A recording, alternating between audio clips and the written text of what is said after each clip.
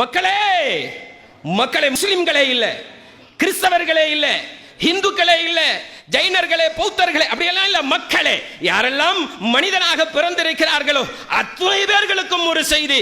இன்னா ஹலக்னாகும் மின் தக்கரின் வ உன்சா, உங்களை ஒரே ஆணிலிருந்து பெண்ணிலிருந்து தான் நாம் படைத்திருக்கிறோம். நீங்க எல்லாம் ஒரு தாயினுடைய மக்கள். ஒரே அத்தா தான் எல்லாருக்கும். பேர் வேணா முருகன் இருக்கலாம், பேர் வேணா அப்துல் காதர் இருக்கலாம், பேர் வேணா ராபர்ட் இருக்கலாம். ஆனா நீங்க மூலப்பொருளை பார்த்தீங்கன்னா யாரு தான்? ஆதம் தான் எல்லாருக்கும் வாப்பா அலைஹிஸ்ஸலாம். இந்த செய்தியை ஃபிஃபா வேர்ல்டு கப் நடந்துச்சுல, தெரியுமில்ல, ஃபுட்பால். உலகத்தில் மொத்தம் 800 கோடி மக்கள் வாழ்ந்துட்டு இருக்கிறாங்க. இதுல 400 கோடி பேர் ஃபுட்பாலை பார்க்கறாங்களாம். இந்த 400 கோடி மக்கள் பார்க்கணுங்கிறதுக்காக வேண்டி கத்தர் கிட்டத்தட்ட 25 லட்சம் கோடி டாலர்களை செலவு பண்ணுச்சு. ஏன் செலவு பண்ணுச்சு அப்படின்னு சொன்னா, உலகத்தில் அரபுகள் வந்து படிக்க போறாங்க. America, France, London, Russia. இப்போ நம்ம பிள்ளைங்கள்லாம் போய் ரஷ்யாவில் MBBS படிக்கிறாங்கல்ல, இதே மாதிரி படிக்க போறாங்க. படிக்க போற இடத்துல அரபுகள்னா அந்த ஸ்டூடெண்ட்ஸ் இருக்காங்கல்ல, அங்கே வந்து கொஞ்சம் மோசமா பார்க்குறாங்களாம். என்ன, இந்த அரபுகள்லாம் வந்து ஃபண்டமெண்டலிஸ்ட்டு, மத அடிப்படைவாதிகள், இவனுக்கெல்லாம் நாகரீகம் கல்ச்சர்லாம் என்னன்னு தெரியாது, அன்கல்ச்சுரல் ஃபெல்லோ, இப்படியெல்லாம் நிறைய விமர்சனங்கள் வந்து வருது. அது இஸ்லாத்தை அடிப்படையாக கொண்டு அந்த விமர்சனம் வருது. எப்போ நம்ம தொப்பி தாடியெல்லாம் வச்சுட்டு போனால் எப்படி நம்மளை பார்க்குறாங்களோ இந்தியாவில். இப்போ கூட பார்த்துருப்பீங்க, ஹோலி பண்டிகையில் பரதம் அணிஞ்சிட்டு போகிற பெண்கள் மேலே தண்ணி எல்லாம் அடித்து அந்த பெண்கள் திரும்பி கூட பார்க்க முடியாத ஒரு சூழ்நிலைக்கு ரொம்ப ஒரு தாழ்வு மனப்பான்மையோடு வாழ வேண்டிய ஒரு சூழல். இப்போ இந்த மாதிரியான சூழலை மாற்றுறதுக்கு என்ன செய்யணும்னு சொல்லி கத்தருடைய ஷேக் தமீம் இக்பால் அவர் பேர், அவர் யோசிக்கிறார். அப்ப என்ன செய்யணும், ஒரு 400 கோடி பேர் கவனத்தை ஈர்க்கிற ஒரு நிகழ்ச்சியினுடைய ஓப்பனிங் செர்மனி இருக்குல்ல, துவக்க விழா. அதுல என்னன்னு சொன்னா, அந்த ஓப்பனிங் செர்மனிக்கு மார்கன் ஃப்ரீமேன் அப்படிங்கிற ஒரு பிளாக் ஆக்டர் வர்றாரு, அமெரிக்காவினுடைய ஒரு கருப்பு நிற நடிகர். அவரு கூட அவர் பேசுறதுக்கு முன்னால ஒரு சின்ன உருவம் வந்து ஸ்டேஜ்ல நிக்குது. அந்த இடுப்புக்கு கீழே உறுப்பே இல்லை அந்த பையனுக்கு. அப்போ அந்த பையன் அந்த ஸ்டேஜில் ஓதி இருப்பாரு. நீங்கள் எல்லாம் இது இப்போவும் அது கூகுளில் போய் பார்க்கலாம். பிஸ்மில்லாஹிர் ரஹ்மானிர் ரஹீம். யா அய்யுஹன் நாஸ் இன்னா ஹலக்னாகும் மின் தக்கரின் வ உன்சா வஜஅல்னாகும் ஷுஊபன் வ கபாயில லிதஆரஃபு இன்ன அக்ரமக்கும் இன்தல்லாஹி அத்காக்கும் இன்னல்லாஹ அலீமுன் கபீர். ஒரு பிளாக் நடிகர் மார்கன் ஃப்ரீமேன் அவர் நிற்கிறாரு. இவர் ஒரு டிசாபிள், ஊனமுற்றவர், இவரும் நிற்கிறார். இந்த 2 பேரும் சேர்ந்து உலகத்துக்கு ஒரு செய்தியை சொல்றாங்க. அவர் என்ன, அந்த வசனத்தினுடைய அர்த்தம், யா அய்யுஹன் நாஸ், மக்களே, மக்களே, முஸ்லிம்களே இல்ல, கிறிஸ்தவர்களே இல்ல, இந்துக்களே இல்ல, ஜைனர்களே, பௌத்தர்களே அப்படியெல்லாம் இல்ல, மக்களே, யாரெல்லாம் மனிதனாக பிறந்திருக்கிறார்களோ அத்தனை பேர்களுக்கும் ஒரு செய்தி. இன்னா ஹலக்னாகும் மின் தக்கரின் வ உன்சா, உங்களை ஒரே ஆணிலிருந்து பெண்ணிலிருந்து தான் நாம் படைத்திருக்கிறோம். நீங்க எல்லாம் ஒரு தாயினுடைய மக்கள். ஒரே அத்தா தான் எல்லாருக்கும்.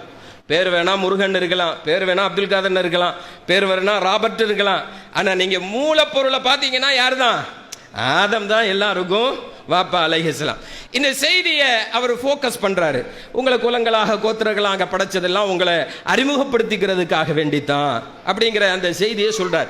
இதனுடைய ரிசல்ட் என்னன்னு சொன்னா, இந்த செய்தியை, இந்த வசனத்தை கேட்ட 2.5 லட்சம் பேர் அப்பவே இஸ்லாத்துக்கு வந்துட்டாங்க. அப்புறம் அந்த செய்தி உலகம் ஃபுல்லா ஃபோக்கஸ் ஆகுது. அவர் அந்த பையனுடைய பேர் வந்து கானிம் அல் மிஃப்தா. இதுதான் உங்களுக்கு சொல்ல வர்ற செய்தி. கானிம் அல் மிஃப்தா 22 வயசு. 20 வருஷத்துக்கு முன்னால 2000 அவங்க அம்மா கன்சீவா இருக்காங்க. ஃபேமிலி டாக்டர்கிட்ட போய் செக்கப் போறாங்க. நம்ம எல்லாம் அப்படிதானே, குழந்தை ஆகிறதுக்கு முன்னாலேயே செக்கப்பு, ஆனதுக்கு அப்புறம் செக்கப்பு, இப்படியே செக்கப்லேயே தானே நம்ம லைஃபே ஓடுது. அப்போ அந்த டாக்டர் சொல்றாரு, உங்க ஸ்கேன் ரிப்போர்ட் நான் பார்த்தேன், டேபிளில் வச்சுட்டு சொல்றாரு, உங்க கருவில் இருக்கிற குழந்தை இருக்குல்ல, அது இடுப்புக்கு கீழே உறுப்பே இல்லாமல் இருக்குது. அஸ் ஏ ஃபேமிலி டாக்டராக நான் உங்களுக்கு அட்வைஸ் பண்ணுறேன், இந்த குழந்தைய நீங்கள் அபார்ஷன் பண்ணிடுங்கன்னு சொல்கிறார். இப்போ நீங்கள்லாம் ஒரு தாயினுடைய அந்தஸ்தில் யோசிச்சு பாருங்க, நம்ம என்ன செய்திருப்போம்? நம்ம ஒரு கண் இல்லாத குழந்தை, கை இல்லாத குழந்தை, கால் இல்லாத குழந்தை, மூளை வளர்ச்சி இல்லாத ஒரு குழந்தை, இப்படி ஒரு குழந்தைகளை வச்சுட்டு எவ்வளவு கஷ்டப்பட்டிருப்போம் நம்ம. எவ்வளவு கஷ்டமா இருக்கும் அப்படி ஒரு செய்தி வந்துச்சுன்னா. இப்ப அந்த அம்மாட்ட சொல்றாங்க, இந்த இடுப்புக்கு கீழே உறுப்பே இல்லாத ஒரு குழந்தை உங்களுடைய கருவறையில் இருக்குது, இதை அபார்ஷன் பண்ணிருங்க அப்படின்னு. அந்த அம்மா வெளியே வருது, நான் என்னுடைய ஹஸ்பண்ட்ட போய் டிஸ்கஸ் பண்ணிட்டு வர்றேன்னு வருது. வந்துட்டு சொல்லிச்சு, எங்க அல்லாஹ் நமக்கு ஒரு குழந்தையை தந்திருக்கிறான், அவனுடைய பெரிய அருள். இப்ராஹிம் நபி 86 வருஷம் அழுது கேட்டாங்க குழந்தை வேணும்னு, ஆனால் நம்ம கேட்காமலே அல்லாஹ் தந்திருக்கிறான். ஜக்கரியா நபிக்கு 90 வயசுல தான் அந்த குழந்தையவே கொடுத்தாங்க, அல்லாஹ் நமக்கு கேட்காமலே தந்திருக்கிறான். ஆனால் அந்த குழந்தைக்கு காலு இல்லைன்னு சொல்லி டாக்டர் அபார்ஷன் பண்ண சொல்கிறாரு.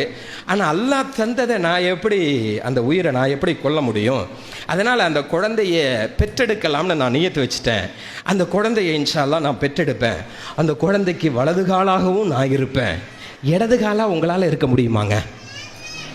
அந்த அம்மா கேட்குது, பெற்றெடுத்ததுக்கு அப்புறம் நீங்களும் சப்போர்ட் பண்ணணும் அப்படிலாம் சொல்லலை, வலது காலாவும் நான் இருக்கிறேன், நீங்கள் கொஞ்சம் இடது காலாக இருந்து ஒத்துழைக்க முடியுமா? அவர் சொன்னார், அல்ஹம்துலில்லாஹ், இப்படி ஒரு மனைவியா அல்லாஹ் எனக்கு தந்திருக்கிறானே.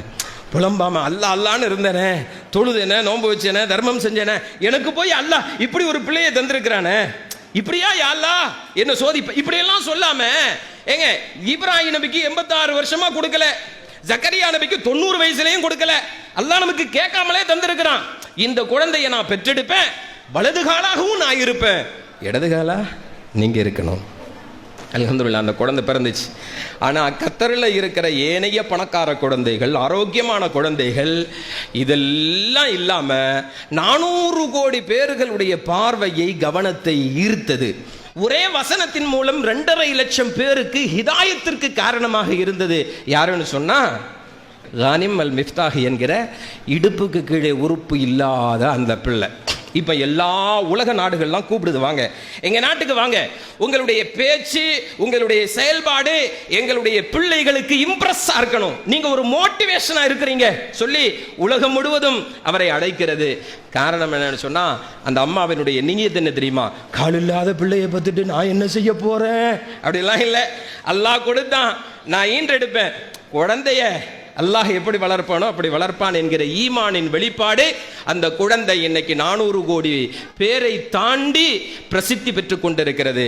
நீங்க நியத்து வச்சீங்கன்னா இன்ஷா அல்லாஹ் உங்க பிள்ளைங்க உலகம் போற்றுகிற குழந்தைகளாக வருவார்கள் என்ற நியத்தோடு இந்த சபையிலிருந்து கலைந்து செல்ல வேண்டும் என்கிற அடிப்படையில் கேட்டுக்கொண்டு முடித்துக் கொள்கிறேன். வாஹிரு தஅவானா அல்ஹம்துலில்லாஹி ரப்பில் ஆலமீன். அஸ்ஸலாமு அலைக்கும் வரஹ்மத்துல்லாஹி வபரகாத்துஹு.